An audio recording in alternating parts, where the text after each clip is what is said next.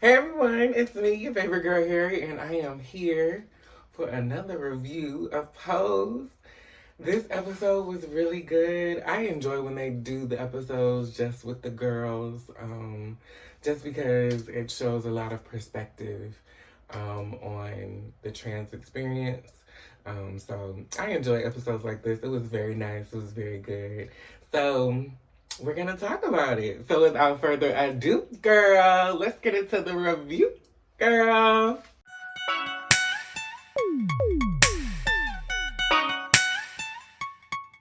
Yeah. So we started the episode. Miss Elektra has found herself in a lucrative business. She starts off in this, new high-rise loft situation. I don't know what kind of apartments they call it, flat, I don't know, in New York, but she got a new fancy apartment, girl.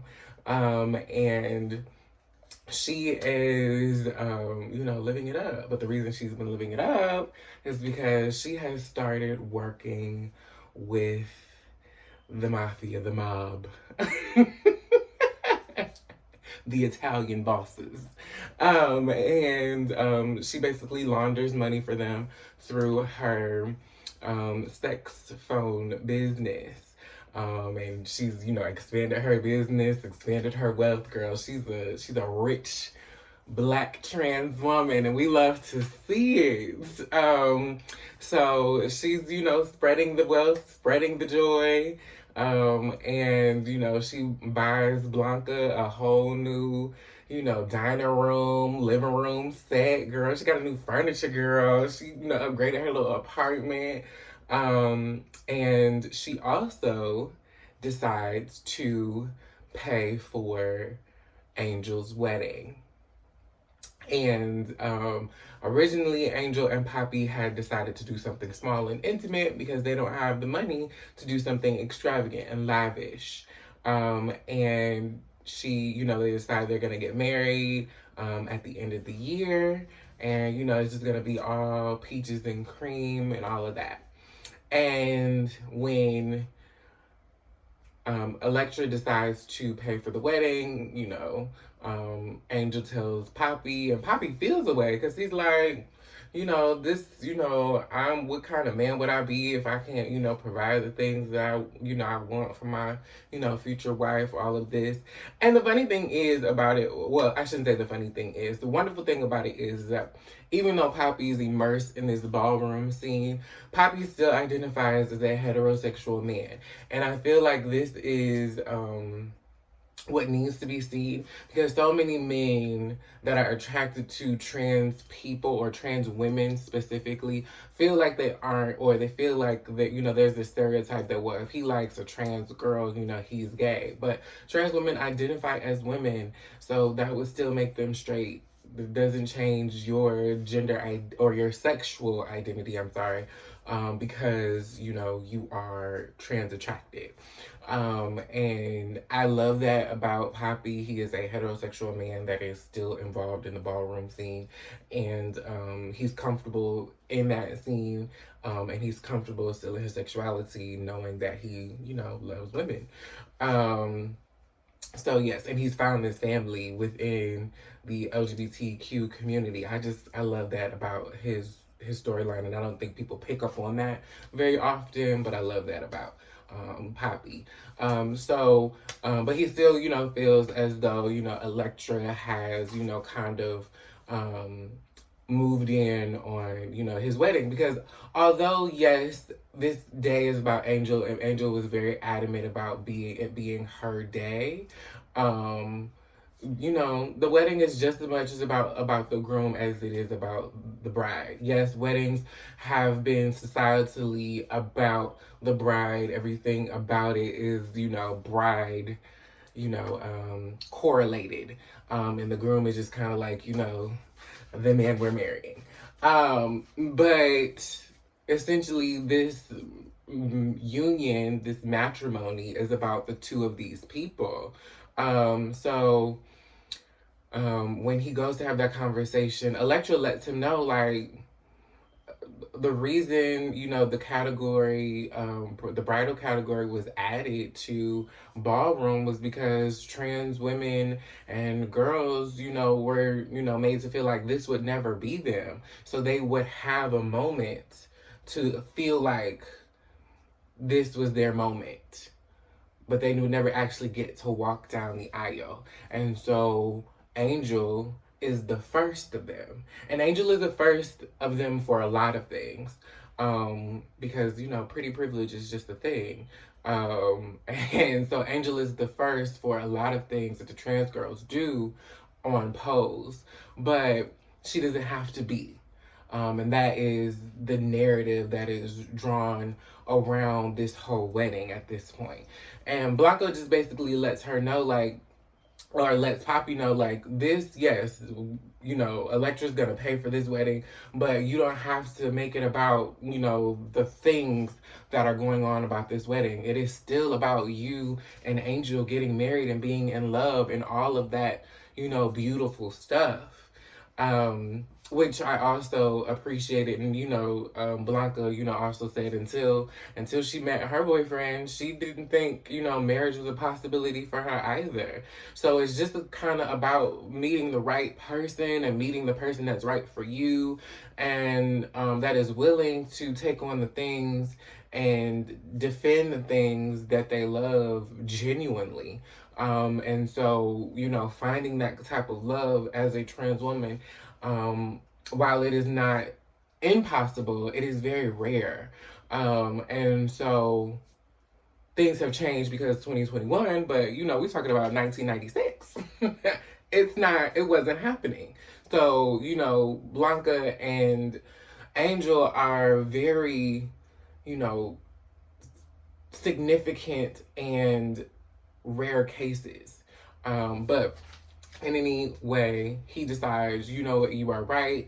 This is about us. It doesn't have to be about the things, but I am glad to be that representation for a group of women that would otherwise not get that. And so, he agrees to, let Elektra play for it. And Elektra says, well, you can pay for, the quartet and the rights. Which I felt was a little bit shady, but Elektra, she can't go too long without being shady. Even with Elektra being this new mother, this, very loving woman now, she still has her shady ways. So we move on to, the buying of the dresses and all these things. And basically, we get into, this moment once again where we have this narrative around trans women not being seen or not feeling like they would have their own moment.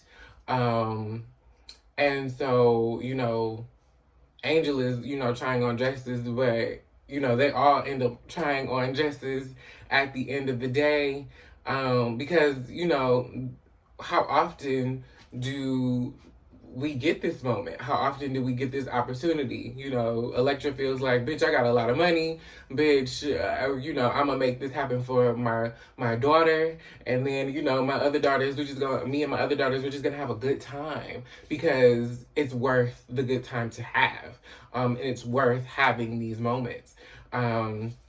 And so when Angel finds her dress, which it was a gorgeous dress. It was a gorgeous dress. When she came out in the dress, all the other dresses were very pretty that she tried on. But when she came out in the very specific dress that she came out in that she wanted, it was so pretty. It was so pretty. It was very 90s though, because it had an asymmetrical asymmetrical bodice, and it was like a slip dress type deal, but it was like very, a ball gown. And it was very pretty. When the owner of the dress shop came to, find out, greet the women that were buying the dress, he was like, what is this? What is going on here? This is not, what I thought was going to happen or what I was expecting. And so, Elektra's like, all you got to do is take my money. we're not asking for a whole lot. We're not asking you to do a lot. We're not asking, for, a lot of, rigmarole or whatever. You just need to take this money. You just need to swipe this card and, take my money and give me my dress, my daughter's dress, because this is her day. And he refused to tell her the dress. And she said, well, that's okay. And she gave another iconic read. Elektra gives these iconic reads, and I can't wait for somebody to make it into a sound on TikTok or something, because I'm going to live and I'm going to like it. I can't wait for somebody to, turn it into a gift, because, baby, she read him down just like she read that white woman down at the restaurant when they went to the beach. It was giving. I was like, yes, read these white people. And so, they leave without the dress, but she tells him, she's gonna, rue the day he crossed Miss Elektra Abundance. And, that is what it was. Elektra is having her moments in this episode. She gets rid of a whole... Apparently she had a little, escort that she was keeping around, to pay for. She got rid of him. She's like, you getting a little too comfortable. You gotta go.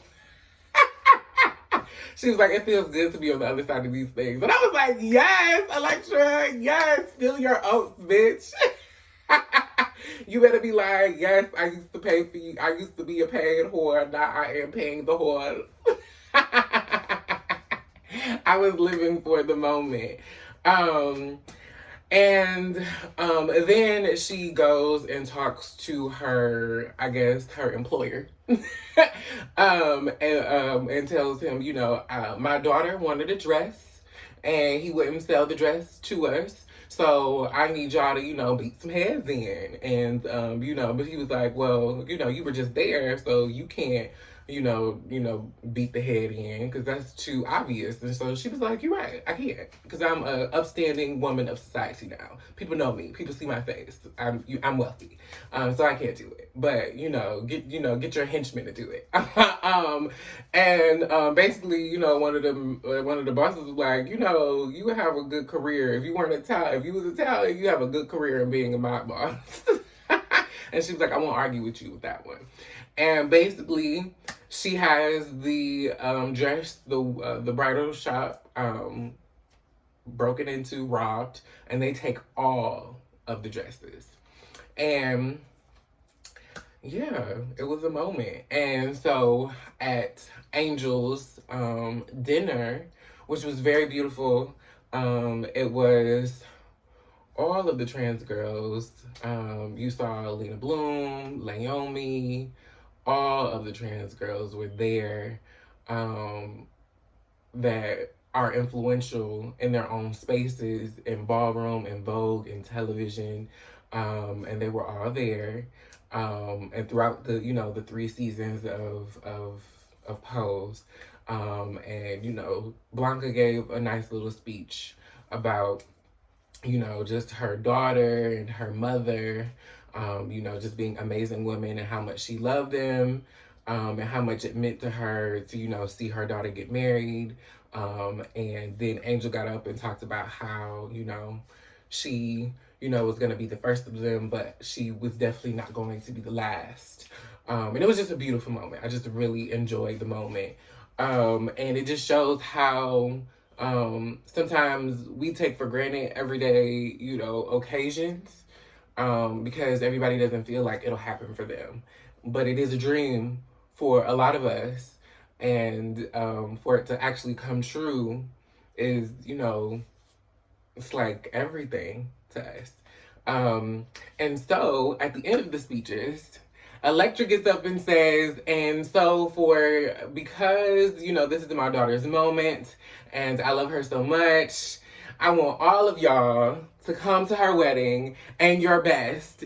And she gives all of the girls the dresses that were stolen from the wedding shop. Bitch, when I tell you I gagged, I said, Elektra has outdone herself.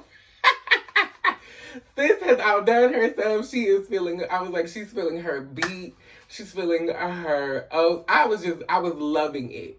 And I'm sad that this is the last season, because now this Elektra working with the mafia, this is interesting. This could be, a storyline for at least 2 more seasons. So I'm sad that, this is coming to where it is, coming to the end that it is, because it's giving more can happen from this. There is so much more that could be happening from this storyline alone. There are other storylines that could be, talked about, honestly, because I really want to go more into Blanca's relationship. I feel like that could be another, season of, of a storyline for her. And, all of that, Papi and Angel, and after their marriage. But yeah. But we also get into Papi, and Papi has unexpected happening or event. He had a girlfriend before he met Angel, and the girlfriend died of a drug overdose and or drug addiction, I should say. I don't know if it was overdose or not, but they had a son, and the little boy is 5. And so this moment was interesting because Papi, of course, wants to take care of him. This is his baby. And the baby's named after him. His name, and we also find out Papi's real name. His name is Esteban. I was like, what? All this whole time we didn't know his name? Because Elektra called him his name in the beginning, and then of course Jimena, which is Mary Souls, or his mother of his child's sister, called him by his name. And I was like, why didn't we know Papi's name this whole time? It's Esteban, Alberto, something. I was like, oh my God, he definitely has, a very Latin name. But the baby is Junior, and they call him Papo. It's just it was a very sweet moment, and it was not expected. But the Papi, I think his name is Angel, his real name is Angel, acted the fuck out of that. Like, it was so good, and apparently he did it in one take. I was just like, it was so good. And so after the girls have come back from, having the bachelorette party and, the strippers and all of that, Angel comes home to Papi, and Papi is like, I got something to tell you.